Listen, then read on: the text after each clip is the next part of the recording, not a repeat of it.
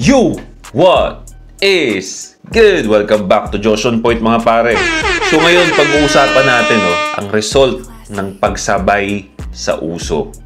Okay, kung ready ka na, hit mo na yung like button, share mo na rin, and let's go! Bad boy straight kala kill, ako 10 toes down. Okay mga pare, before tayo mag-start, alam nyo na bro, yung the best perfume sa lahat ng shops bro, available pa pare. Unfortunately, by the time na nare-record ko tong video na to, sold out na naman yung Seduce. Okay?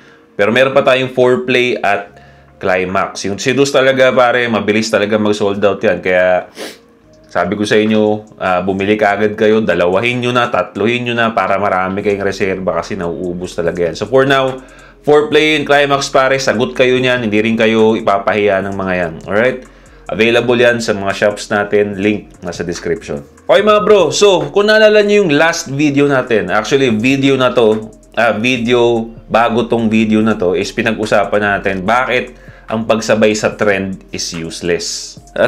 Kung natatandaan nyo, pinag-usapan natin doon na pag sumabay ka sa uso, bumili ka ng bagay at ang main purpose mo sa pagbili na yun is to impress people, you will anong makukuha mo? Ang sabi ko doon, malinaw na malinaw, you will be disappointed. Sabi ko sa inyo, totoo to di ba? Kaya gustong-gusto kong gawan to para mapakita sa inyo pare. Hinahayaan ko kayo, hahayaan natin yung reality ang magsabi sa atin na totoo yung pinag-uusapan natin dito. Okay? So may nakita akong post pare, right? At yun ang pag-uusapan natin bro. So itong post na to is galing kay Jao Moto. Shoutout kay Jao Moto, isa sa mga pinakasikat na moto vlogger dito sa Pilipinas. No BS moto vlogger to, kaya gusto kong pinapanood to kasi as in moto vlog lang siya, wala siyang sasalihan kung anong issue. Motovlog lang, so mag-e-enjoy ka ng maganda. So pinost niya to pare, no? Sabi niya rito, subukan naman natin tol. Ang ganda pala sa personal ng CF Moto 675. Kung active kayo sa motor pare, ito isa to sa pinakabago ngayon, no? Pinakabagong modelo. Bago to ilabas yung Voom muna. Nauna yung Voom, yung motor ko. Tapos ito na ngayon. So ito, kung makikita niyo yung itsura diyan, modern sports bike na siya pare, modern sports bike, and yung sa akin is retro sports bike, no, yung mga old school na sports bike pare. So hindi naman talaga yung motor ang pag-uusapan natin, kung hindi itong comment na to sa post na yon. Okay, so basahin natin tatakpan na lang natin yung pangalan bro kasi ayoko naman na baka mamaya may mga asar dito. Wag ganun pare. Okay, had the NK400 before, I got my Trident. Okay? Yung NK400 pare is motor din ng CF Moto yun. Okay? And yung sinasabi niyang Trident dito is motor ng Triumph, no? Brand na Triumph. So itong Trident, isa sa mga motor nila to, no?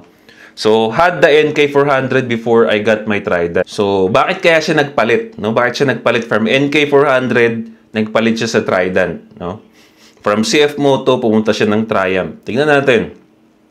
I thought belong na ako sa mga naka-big bikes, no? Sumali po ako sa mga group, pero talagang laging may tataas ang kilay sa'yo. Feeling mo laging ikaw yung hindi pinapansin sa dagat ng mga naka-big bikes na known brand, para ang lata na inanod lang sa gilid. Andun yung feeling na outcast ka. Hindi dahil sinasabi nila sa'yo, pero mararamdaman mo. As in, sila lang ang nag-uusap na para bang hindi ka nag-e-exist. Kulang na lang sabihin ka ng tabi, naka-Chinese made ka lang. Okay? Yun ang feeling niya pare. So, galing sa sinabi niya dito bro, hindi naman sinabi sa kanya directly. Okay? Hindi sa kanya sinabi directly, nararamdaman niya lang. So, binenta ko. Nag-Trident ako. Okay? So, binenta niya yung CF Moto NK400 niya. Bumili siya ng Triumph Trident. Okay? Yoko na ng feeling na yun. Akala mo pag naka-big bike ka, makakakuha ka ng respect and attention na meron din sila. Pero may discrimination din pala. Alright? So doon pa lang bro, this is what I've been telling you guys, no? Ito yung pinag-uusapan natin, pare, na ako, sa totoo lang, bro, gusto ko talaga gumawa ng community. Kahit kukunti lang ang follower, subscriber ko, gusto ko gumawa ako ng community. Okay? Na sobrang lakas, no? Sobrang matitikas na lalaki, no? Na kahit anong damit, kahit anong suot mo, kahit anong sasakyan mo, alam mong hindi yun ang magdadala sa'yo. Ang magdadala sa'yo is yung pinaka-core mo bilang lalaki. Kasi, if you walk in this earth, no? Na meron kang confidence na hindi nadadala, no? Na hindi naapektuhan ng kung ano man ang suot mo, kung ano man ang dinadrive mo, pare. What more pa kaya pag na-afford mo na yung mga branded na gamit? You're gonna be unstoppable, bro. Di ba, pare? Tropa natin na yun, isa yun sa mga example na sumabay sa uso. His main goal was to impress people, and anong nangyari? Disappointed. Di ba? Ito ang nakakapagtaka, pare, no? Bumili ka ng motor, no? Bumili ka ng big bike. Bumili ka ng big bike na pangarap mo noon. No? Pangarap mo lang noon bumili ng big bike.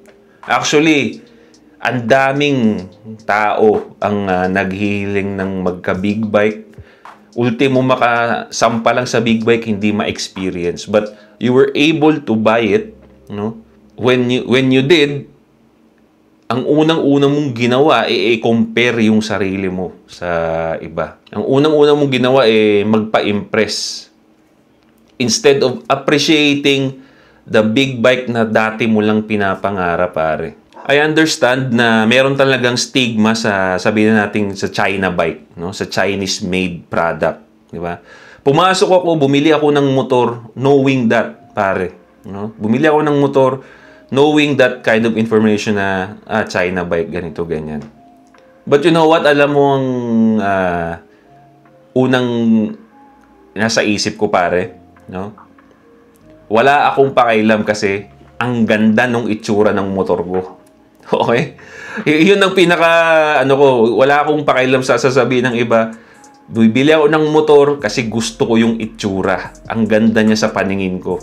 Kumbaga, number 1 siya sa category niya para sa akin. Sa price range, sa budget ko, siya ang number 1 para sa akin. And pangarap kong magkaroon ng big bike talaga, inline 4 na sports bike. Yun ang gusto ko. Yun ang goal ko. Hindi ko goal na magpa-impress, mag-i-impress yung mga ibang brand, makihalubilo sa ibang, wala. Okay? Ang gusto ko lang makuha ko lang siya. And right now, I'm so happy. Okay?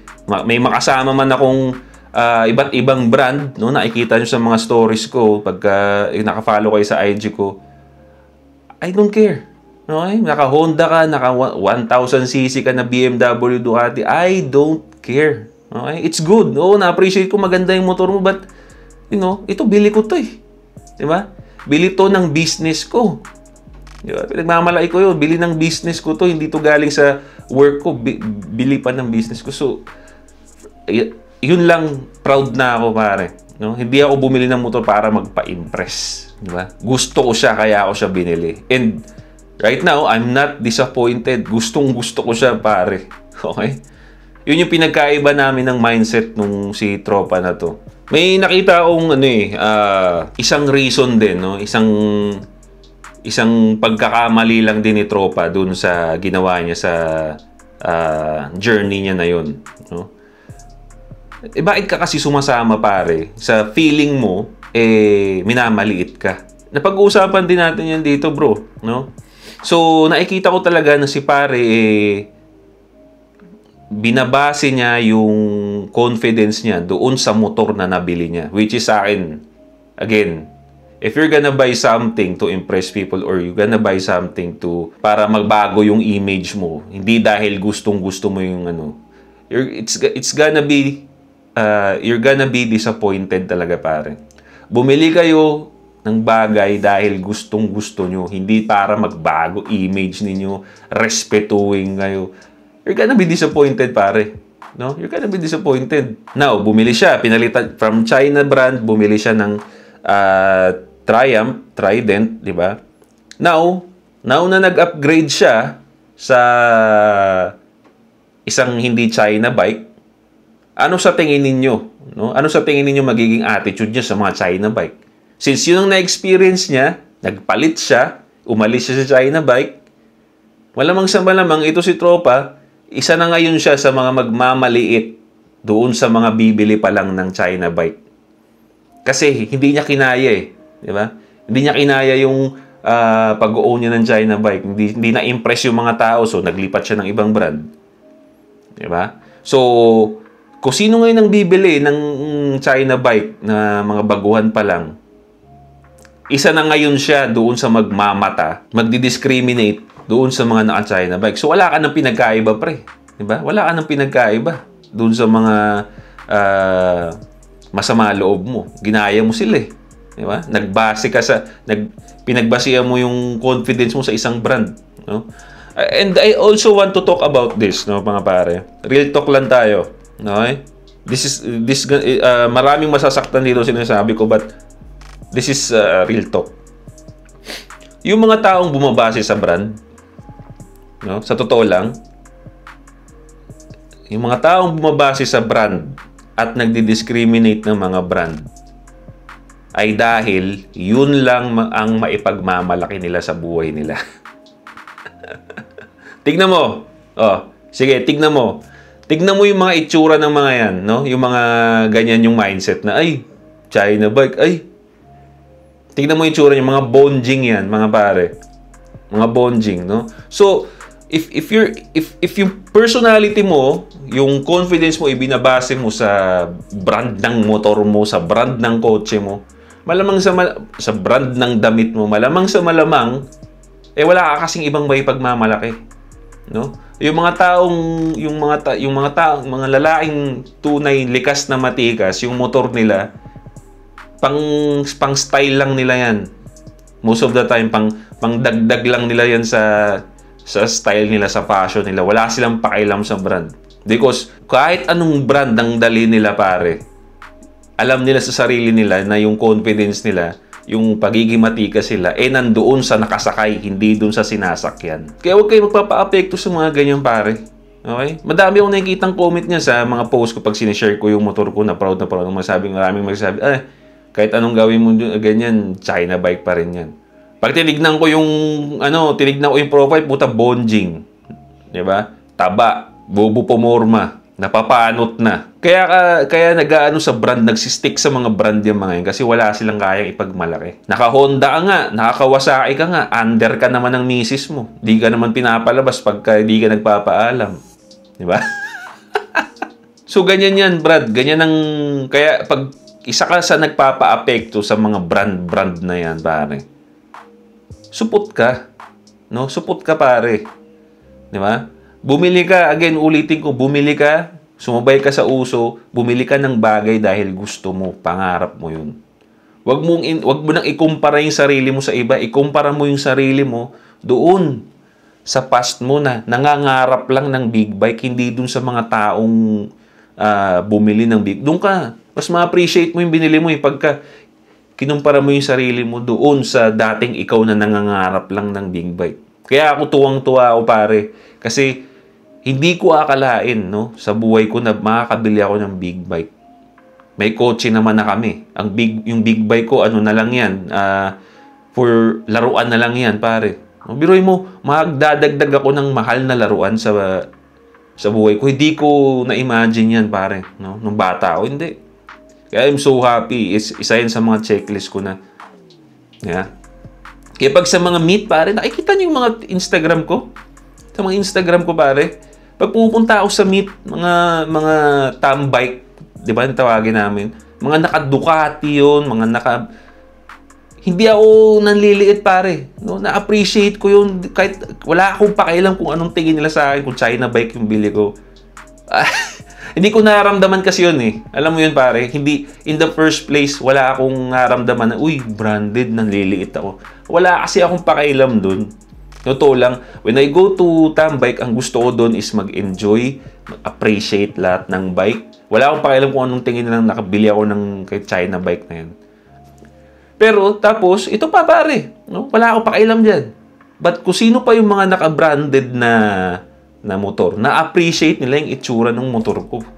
Kahit hindi wala yun sa mindset ko, gusto ko lang mag-enjoy, gusto ko lang makisama sa mga nakamotor. Diba? Appreciate kung nasan kayo ngayon. Diba? The fact na afford mo tumambay sa maraming motor, ibig sabihin, nakakaangat ka na sa iba.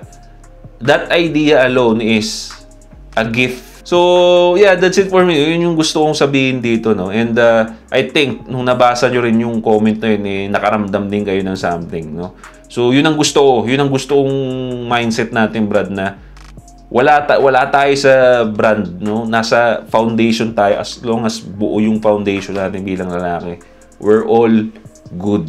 Okay? Confident kami kahit anong damit namin dyan, hindi branded. Wala yan. No? Wala yan. Hindi kami dyan nagbabase. Okay? So yeah, I hope nag-enjoy kayo mga pare. No?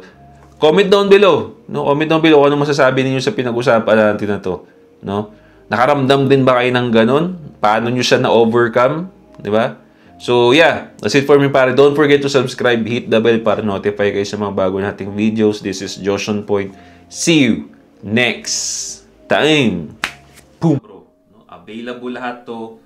Yung perfume natin, lahat ng fragrance natin, bro. Shopee.